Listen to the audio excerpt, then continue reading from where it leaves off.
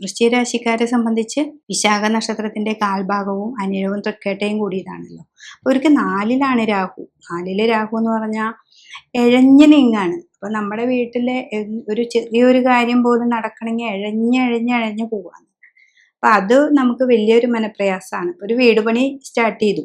അപ്പൊ ആ വീട് പണി ഇപ്പോൾ ഒരു മാസം കൊണ്ട് തീരുന്നത് 2-3 മാസം കൊണ്ട് ഇങ്ങനെ പിടിച്ചു നിൽക്കുന്ന ഒരവസ്ഥ. ചിലപ്പോൾ കയ്യിൽ പൈസ ഉണ്ടായിട്ടും ചില കാര്യങ്ങൾ നടക്കാത്ത ഒരവസ്ഥയൊക്കെ രാഹുവിൽ നിന്നുണ്ടാകും. 4-ല് രാഹു വരുമ്പോൾ കുടുംബക്ഷേത്രത്തിൽ രാഹു ഉണ്ടെങ്കിൽ, അതായത് നാഗങ്ങളെ വെച്ച് ആരാധനയോ പ്രാർത്ഥനയോ ഒക്കെ ഉണ്ടെങ്കിൽ അവർക്ക് നമ്മളെ കൊണ്ട് പറ്റത്തക്ക വഴിപാടുകളൊക്കെ ഒന്ന് ചെയ്യാം. പിന്നെ രാഹു ആണ് എന്നുള്ള മനസ്സിലാക്കി കുടുംബ സ്വത്തുക്കളെ കുറിച്ചുള്ള വല്ല തർക്കങ്ങളൊക്കെ ഉണ്ടെങ്കിൽ അത് ഈ രാഹു ആണ് നമ്മുടെ സഹോദരങ്ങളെയും എല്ലാവരെയും തെറ്റിപ്പിക്കുന്നത്. അത് മനസ്സിലാക്കി നമ്മൾ മുന്നോട്ട് നിൽക്കുക. അപ്പോൾ ഈ അനിഴം തൃക്കേട്ട അവർക്കൊക്കെ ഇത്തിരി ദേഷ്യവും കൂടുതലുള്ള ആൾക്കാരുമാണ്.